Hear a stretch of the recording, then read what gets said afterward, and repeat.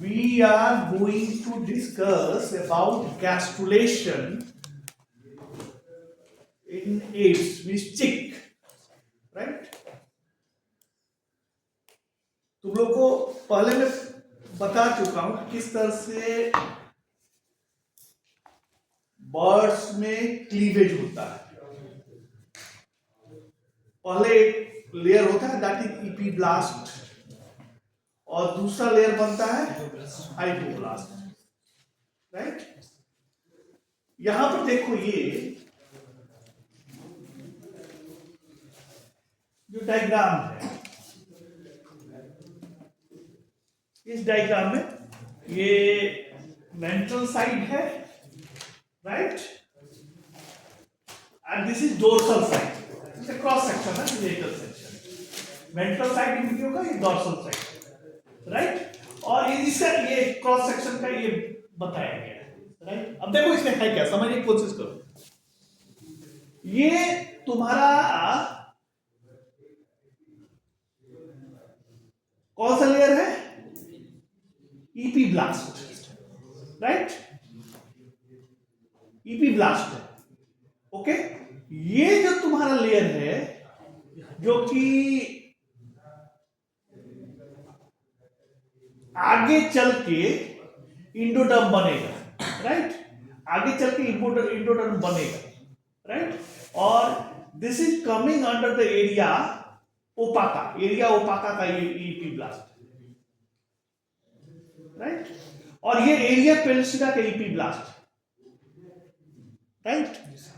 यहां पर ये जो हाइपोब्लास्ट बन रहा है, राइट?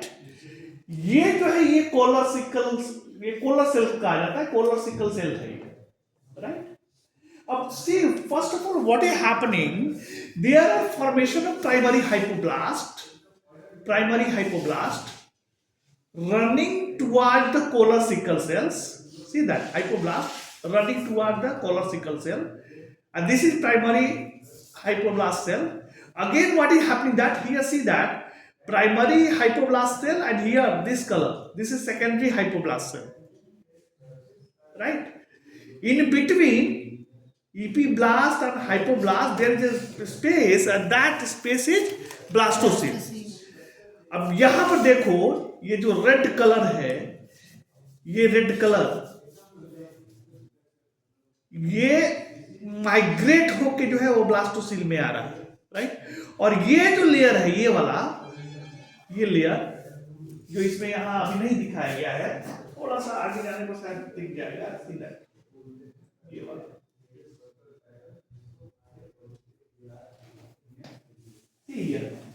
ये जो है ये प्रिमिटिव स्ट्रिक बनता है, दैट इज प्रिमिटिव स्ट्रिक।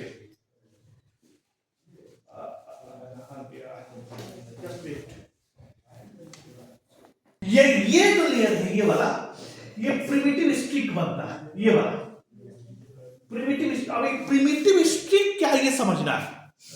इसको देखो, यहां पर देखो ये दिखा रहा है, ये तुम्हारा इपीब्लास्ट का लेयर है, ये जो है हाइपोब्लास्ट है, राइट?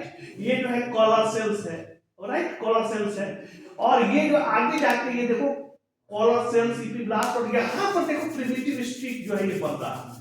ये तुम्हारा वेंट्रल साइड से है, ये डोर्सल साइड, ये प्रिमिटिव स्ट्रिक बन रहा है। अब ये प्रिमिटिव स्ट्रिक है क्या, समझने की कोशिश करो। प्रिमिटिव स्ट्रिक है क्या कि ये देखो इपीब्लास्ट का लेयर था, राइट?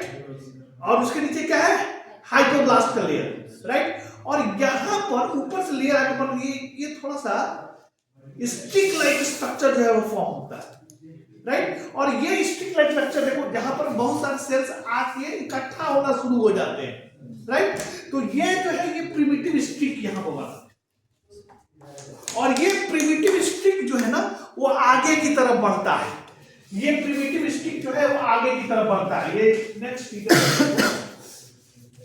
इस फिगर में थोड़ा सा क्लियर होगा, प्रिमिटिव स्टिक आगे की तरफ बढ़ता है, क्या होता है।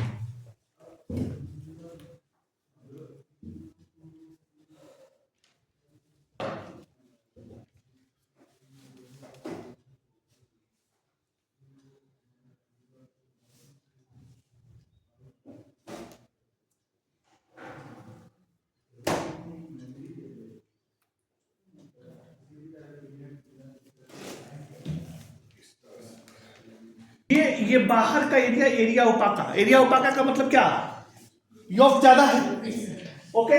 ऊपर ये क्या है, एरिया पेलिसिडा पे ही ब्लास्टोडिस्क होता है और उसी में जाके जो है तुम्हारा क्लीवेज होता है, जिसमें डिस्कस किए। अब यहाँ पर देखो ये यहाँ से first of all primitive stick बनना शुरू हुआ, राइट। यहाँ देखो ये प्रिमिटिव स्टिक बनना शुरू हुआ, प्रिमिटिव स्टिक आगे की तरफ बढ़ता है, राइट। प्रिमिटिव स्टिक आगे की तरफ बढ़ता है, बढ़ते यहाँ आए, और ये जो थिक स्ट्रक्चर है यहाँ, ये स्ट्रक्चर क्या कहलाता है, हेंसन्स नोड। और ये हेंसन्स नोड से ही जो है ना इन्वेजिनेशन का प्रोसेस स्टार्ट होता है। ये इन्वेजिनेट होता है, इन्वेजिनेट देखो कहाँ होता है, ये भीतर की तरफ इन्वेजिनेट हो रहा है, राइट। इन्वेजिनेशन भीतर की तरफ हो रहा है। बाहर में कौन सा लेयर है, इपीब्लास्ट, भीतर में कौन सा लेयर है, हाइपोब्लास्ट, बीच में क्या है, ब्लास्टोसिल। सो ब्लास्टोसिल को जो है बाहर का जो सेल्स जो है वो भीतर जाके भर देता है, वो आगे जाके मेजोडर्म और इंडोडर्म बनता है। क्लियर और नॉट क्लियर, ओके। इस स्ट्रक्चर को थोड़ा सा बेहतर ढंग से यहां समझने की कोशिश करो। ये structure, see this layer is epiblast, right, this layer is epiblast, this layer is hypoblast, right. In between क्या है, ब्लास्टोसिल, राइट, ब्लास्टोसिल।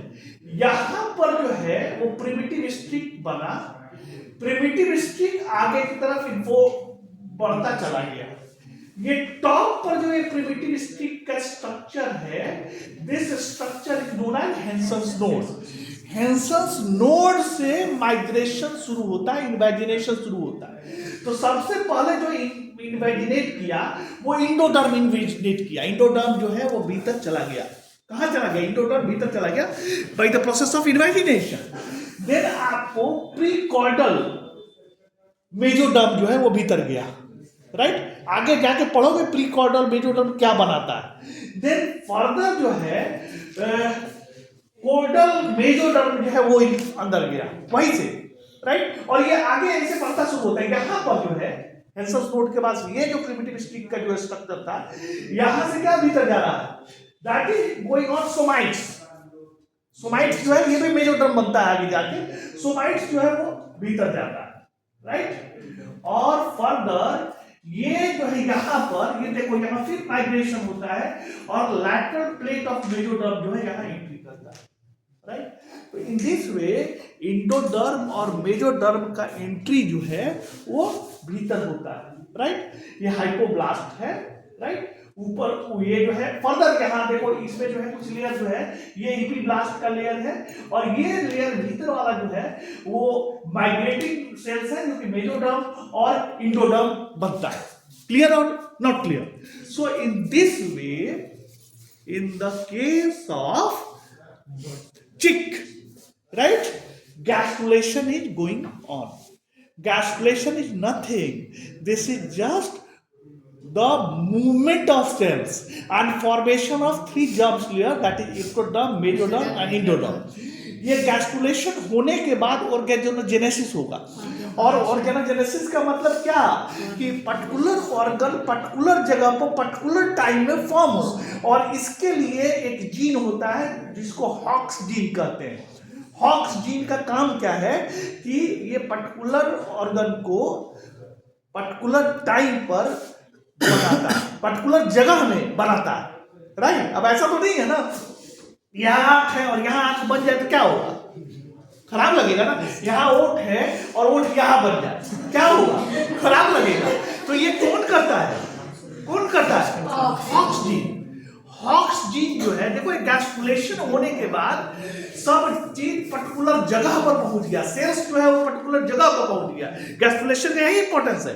उसके बाद ऑर्गेनोजेनेसिस होता है, और ऑर्गेनोजेनेसिस में जो है वो जीन एक्टिवेट होता है, that gene is Hox gene होता है। अच्छा, ये देखो क्लीवेज के केस में क्या होता है, क्लीवेज के केस में याद करो कि डीएनए का फॉर्मेशन ज्यादा से ज्यादा हो रहा होता है, लेकिन in case of gastrulation there is less DNA formation, right, because cell का फॉर्मेशन कम होता है। बट इसका फॉर्मेशन गैस्ट्रुलेशन में ज्यादा होता है, गैस्ट्रुलेशन में ज्यादा होता है तुम्हारा आरएनए का फॉर्मेशन, मींस प्रोटीन ज्यादा से ज्यादा बनता है, राइट। गैस्ट्रुलेशन के टाइम में प्रोटीन ज्यादा से ज्यादा बनता है, राइट।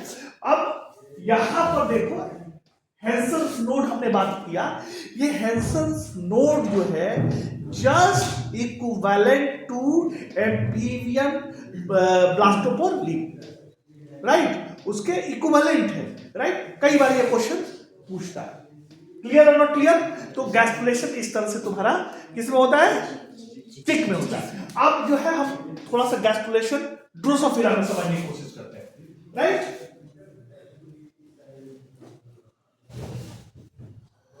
के केस में आप लोग जानते हो फर्टिलाइजेशन हुआ, फर्टिलाइजेशन होने के बाद क्लीवेज के प्रोसेस में जाते हो, क्लीवेज के प्रोसेस में जाने पर जो है 1 न्यूक्लियस, 2 न्यूक्लियस, 3 न्यूक्लियस, 4 न्यूक्लियस, इस तरह से पूरा का पूरा जो है सुपरफिशियल सज जाता है और फिर जो है धीरे धीरे जो है भीतर भीतर एंट्री करता है, राइट।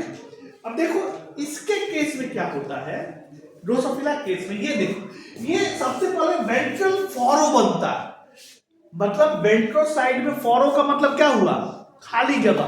इस तरह से देखो इन्वेजिनेशन तो ऐसे है और ये पूरा इन्वेजिनेट हो रहा, देखो फॉरो का मतलब क्या हुआ, ये देखो ये ऐसे था और इन्वेजिनेट हुआ ऐसे। तो ये देखो there is formation of ventral furrow, और वेंट्रल फॉरो के फॉर्मेशन होता है तो वहां there is migration by the process of invagination the cells, and that cells are mesodermal cells, that cells are mesodermal cells. ये मेसोडर्मल सेल्स भीतर जा रहा होता है, वेंट्रल फॉरो जो है फाइनली भर जाता है बाय द इक्टोडर्मल सेल्स। इसी तरह से यहां पर सेफालिक फॉरो, सेफालिक फॉरो का मतलब उसके आगे हेड रीजन बनेगा, सेफालिक फॉरो का जो है वो फॉर्मेशन होता है, राइट। यानी ये हेड साइड का फॉर्मेशन हो गया और इसके नीचे वाले साइड का यहां फॉर्मेशन हो गया। यहां पर देखो ये जो है पोल सेल्स है, पोल सेल्स है, और ये पोल सेल्स भी दैट प्रोसेस ऑफ इन्वेजिनेशन यहां भीतर घुस जाता है, इंटरलाइज हो जाता है, और साथ साथ यहां जो है कुछ इंडोडर्म भी इन्वेजिनेट होता है, इंडोडर्मल सेल भी जो इन्वेजिनेट होते हैं, राइट। तो इस तरह से यहां देखो ये प्रोसिफेलॉन बना जो कि हेड रीजन बनेगा, जो कि सेफालिक फॉरो के आगे का रीजन होता है। ये एमिनियोसेरा होता है जो अटैचमेंट के लिए हेल्पफुल होता है, और यहां देखो ये जर्म बैंड है, राइट, और ये फर्दर पोस्टीरियर साइड बनेगा, ये एंटीरियर साइड बनेगा, राइट। अब देखो मूवमेंट हो रहा है, और मूवमेंट होने की वजह से वो तुम जब पढ़ोगे ड्रोसोफिला के केस में तो तुम्हारा हेड, थोरैक्स और एब्डोमेन 3 रीजन बनता है मूवमेंट होने की वजह से, और वो मूव हो रहा है। तो ये हेड का रीजन जो है वो मैंडिबल, मैक्सिला और लेबियम बनेगा। यहाँ थोरैक्स 3 थोरैक्स होता है, T1, T2 और T3, राइट। और उसके बाद एब्डोमेन 8 एब्डोमेन बनता है, राइट। तो ये डिफरेंट सेगमेंट हुआ, ये डिफरेंट सेगमेंट का फॉर्मेशन हुआ। यहां पर देखो ये डिफरेंट सेगमेंट जो है ये दिखाया गया, जब इससे पूरा गैस्ट्रुलेशन प्रोसेस कंप्लीट हो गया है तो यहां डिफरेंट सेगमेंट्स बन गया है, mandible, maxilla, labium, optic ridge, dorsal ridge, thorax जो T1 to T3 होगा, abdomen A1 to A1 to A8 होगा। अब देखो ये जो बन गया है ना, तो बनने के बाद जो है सेगमेंट पोलैरिटी जी जो कि हॉक्स जीन होता है, आगे पढ़ोगे, वो एक्टिव होता है, और उसके एक्टिव होने की वजह से ही जिस सेगमेंट में जो चीज बनना है वो बनेगा। अब जैसे देखो ये यहां पर ये कहा जाता है, यहां पर थोड़ा सा T1 में 2 पैर बनेगा, T2 में 2 पैर बनेगा, साथ साथ पंख बनेगा, और T3 में पैर बनेगा और हाल्टर्स बनेगा, राइट। ऑल्टर्स समझो के बाद, ऑल्टर्स भी एक तरह से बैलेंसिंग पंख की तरह होता है, पढ़ोगे उसको, राइट। तो ये किसके द्वारा हुआ, ये हॉक्स जीन के द्वारा डिसाइड हुआ। Hox gene by the process of gastrulation, जो पर्टिकुलर सेल है वो पर्टिकुलर जगह पर पहुंच गया है और ये पर्टिकुलर टाइम में एक्टिव होगा, उसके बाद तुमको ये पूरा का पूरा जो है एनिमल जो है बनेगा, राइट। इस तरह से जो है गैस्ट्रुलेशन ड्रोसोफिला में कंप्लीट होता है। Now we discuss about the gastrulation of amphibia, we discuss about gastrulation of chick, we discuss about gastrulation of Drosophila. इसमें तीनों में सिमिलरिटी क्या है? देखो, क्लीवेज के बाद गैस्ट्रुलेशन होगा, क्लीवेज के बाद गैस्ट्रुलेशन होगा। गैस्ट्रुलेशन में क्या? Movement of layers, movement of different cells to form 3 germs layer, that is endoderm, ectoderm and mesoderm। और वो पर्टिकुलर जगह पर पहुंच जाए और वो पर्टिकुलर जगह पर पहुंचने के बाद ही जो है ऑर्गेनोजेनेसिस शुरू होता है। और ऑर्गेनोजेनेसिस में एक बहुत इंपॉर्टेंट पॉइंट है जो तुम्हें याद रखना चाहिए, क्या एक्टिवेट होता है? Hawks gene. हॉक्स जीन क्या है? ऐसा जीन है जो पर्टिकुलर टाइम में पर्टिकुलर ऑर्गन के फॉर्मेशन के लिए एक्टिवेट होता है, राइट। अब आंख के लिए जो जीन रिस्पॉन्सिबल है वो होठ नहीं बना सकता, नाक के लिए जो जीन रिस्पॉन्सिबल है वो हाथ नहीं बना सकता। ये हाथों को देखो, ये हाथ में ये जो हम लोग का ये पांचों जो उंगलियां बना हुआ है, this is only due to the action of gene. और वो जीन ऐसा नहीं है, जीन पर्टिकुलर टाइम में जो है वो एक्टिवेट होगा। ये अलग बात है कि उस जीन को एक्टिवेट करने के लिए बहुत सारे फैक्टर्स हो सकते हैं, राइट। जैसे तुम लोग पढ़े होंगे कि साइटोप्लाज्मिक डिटर्मिनेंट्स होते हैं। अब जब एनिमल को हम पढ़ा रहे होंगे तो थ्रू आउट बताएंगे कि कौन सा जीन कहाँ कैसे एक्टिव होता है और कैसे जो है वो एक्शन होता है। क्लियर और नॉट क्लियर?